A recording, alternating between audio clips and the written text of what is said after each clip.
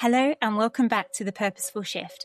I'm Emma Bryant and I really appreciate you being here with me today. In today's episode, I'm going to talk to you about growth. I would like us to think about how far we've come over a period of time, how much we've grown as women and how much we've actually achieved. So I want to start today's episode with a quote that I connected with recently. And it's from Vanessa Jaden, who is a coach whose work sits very much within the manifestation space. And Vanessa said, every time you acknowledge how far you've come, you are actually expanding your energetic capacity to receive. Now, depending on your perspective, you might absolutely love that quote, or you might be listening and thinking, Emma, you have lost me already. But if that's the case, please stay with me. Because whether or not the language of manifestation and energy and the universe resonates with you, I think there's something really interesting sitting underneath that idea. And I am really curious about manifestation. I love to dream big and believe that anything is possible. I don't think we can simply sit at home visualizing our dream life and expect everything to magically arrive to us. But when you listen closely, many of those conversations in the manifestation space are actually about belief, about believing that change is possible, about believing that we're capable of more than we sometimes think we are, about believing that our future doesn't have to look exactly like our past. And teachers and authors such as Noor Hibbert and Roxy Nafousi and Vanessa Jaden, they all talk about the importance of mindset and possibility and creating a vision for your future. And whilst the language that each of those individuals use and the methods they use and the frameworks that they use are different, there's an interesting overlap with psychology too. Because if we don't believe that something is possible, we're often far less likely to take the actions that might help us actually create that thing. And that's where this quote landed for me, because it made me wonder, how often do we actually stop and acknowledge how far we have come?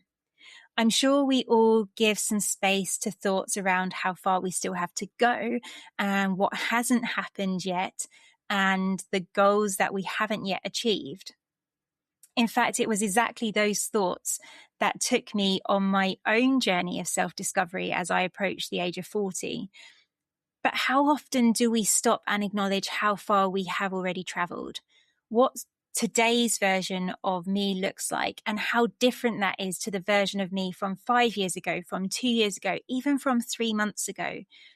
And if you are anything like me, I suspect that you might be much better at spotting what's missing rather than recognizing what's already there. I know I certainly am. And I think if personal critical evaluation was a skill that I'd put on my CV, if I felt that it was actually a strength.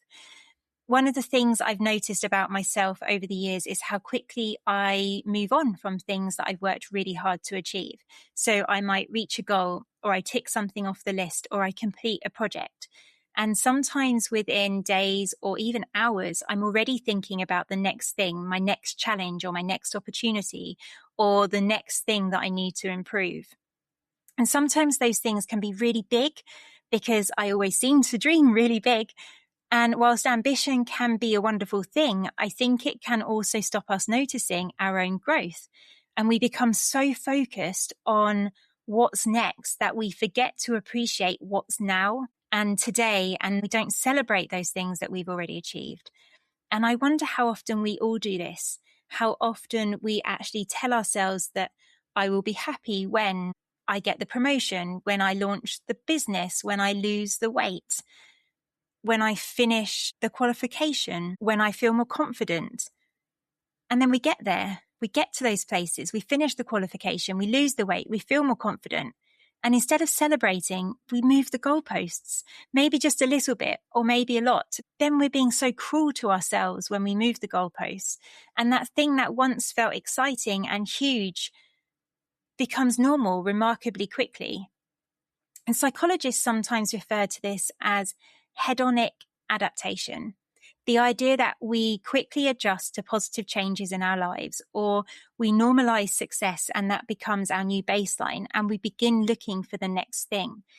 And I know in some ways that could be positive. It could help us build resilience and it could help us drive progress. But the negative impacts are that it could reduce the joy that we allow ourselves for having met our goals in the first place.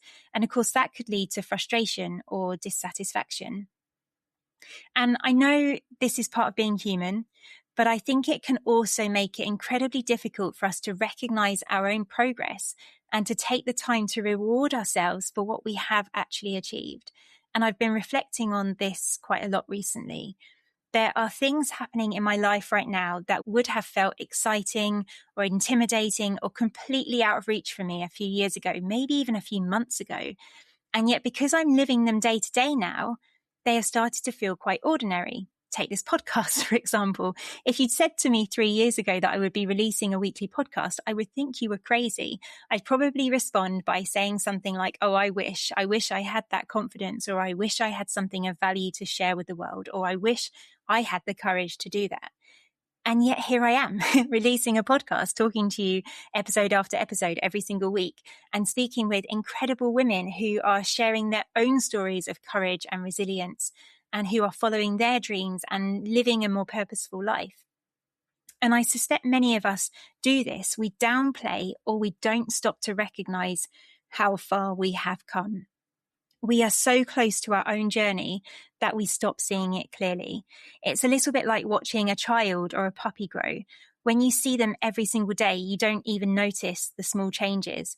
But if somebody hasn't seen that child or that puppy for 6 months, of course, they notice the change immediately. And sometimes people can see our growth more clearly than we can. And if you were able to listen to last week's episode, you might remember that I talked about comparison. And I think comparison also plays a role here in terms of recognizing our growth. A conclusion that I came to last week is that comparison doesn't just steal joy. Sometimes it also steals evidence. It steals the evidence of how far we've come, the evidence of what we have already overcome, the evidence of who we have become and who we are still becoming. Because the moment we start to compare ourselves to someone who, to us, appears to be further ahead based on the benchmarks or the goalposts that we've set ourselves, we stop noticing our own progress, and we focus on the gap between ourselves and that person. We don't focus on the journey that we've already traveled. And that can leave us feeling as though we are standing still, when actually we've traveled a really long way already. There's another perspective on this that I find really interesting. Psychologist Albert Bandura developed the concept of self-efficacy. And self-efficacy is our belief in our ability to control ourselves and the events that affect our lives. So it's our belief in our ability to achieve things and to navigate challenges. And our self-efficacy can impact how motivated we are and our perception of accomplishment and our overall well-being. So self-efficacy focuses on our capabilities in particular situations or tasks. So it differs from self-esteem, which is more about our overall self-worth. And one of the strongest ways that we build self-efficacy is through evidence. So the evidence that we've done difficult things before, and the evidence that we've overcome obstacles in the past, and the evidence that we've learnt new skills, and the evidence that we have adapted and grown as individuals. And the more evidence we have, the more likely we are to believe that we can handle whatever comes next for us. And that's why I think Vanessa's quote resonated with me so much, because I do believe in manifestation and energy and the universe. But I also believe that I can see a more practical and logical side where acknowledging our growth isn't just about feeling good. It's about remembering that evidence that we are capable, and the evidence that we have changed before and we can change again in the future, and the evidence that we have survived difficult seasons and we can do again in the future if we need to, and the evidence that we've created things that we once thought were beyond us, like a podcast. When we take time to recognize what we have achieved and to notice the evidence that supports those achievements, we can see how our future dreams and our future opportunities can feel more believable and more achievable to us. And I wanted to share a personal story of this with you quickly. So many years ago, I decided I wanted to be a wedding photographer.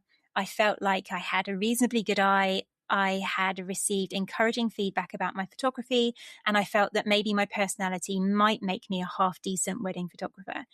But I had no professional training. I'd only had a couple of photography short courses and a willingness to learn. So I learned, I practiced, I assisted other wedding photographers to learn on the job. I did portraits and other events to build up my portfolio.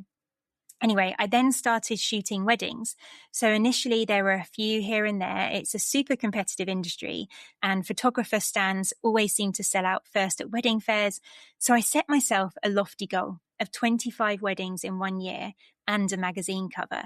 I kept going, working, learning, and enjoying the journey. And one day I was at a wedding fair and I counted up the number of bookings I had in for that year. 25 weddings, plus some christenings and some portraits and some professional headshot work.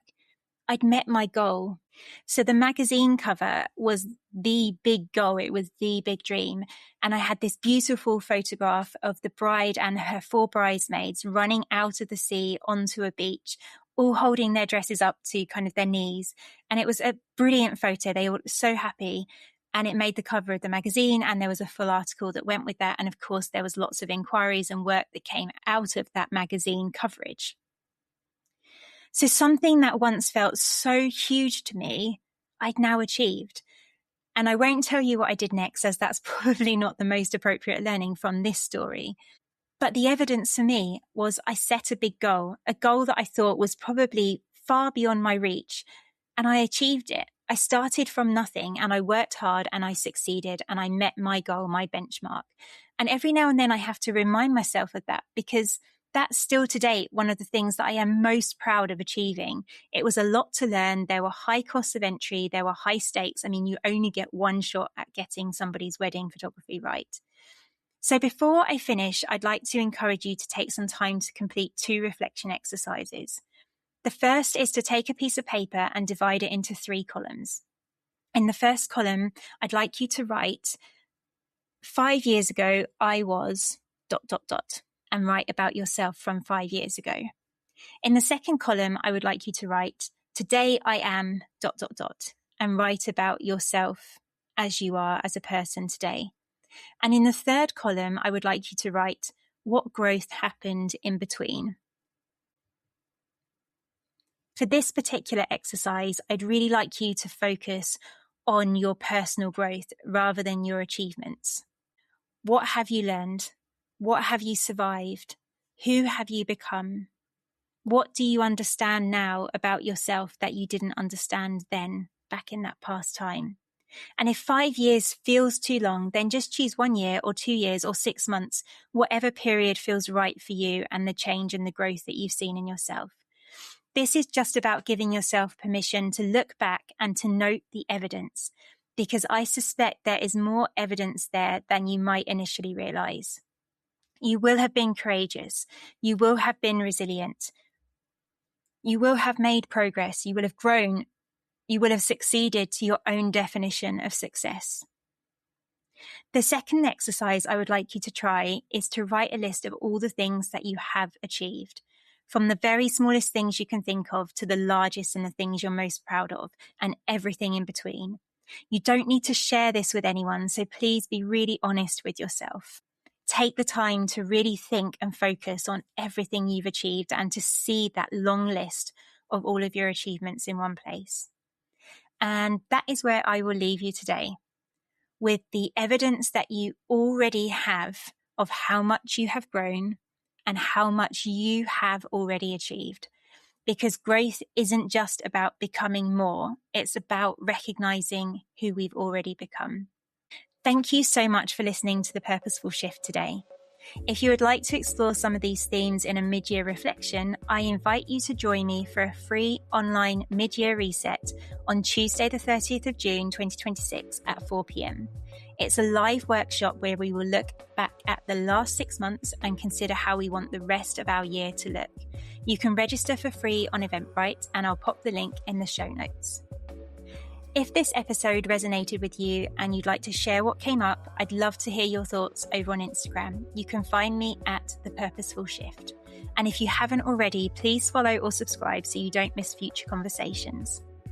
Until next time, please take care, please be kind to yourself, and don't forget to recognize just how far you have already come. I will see you soon.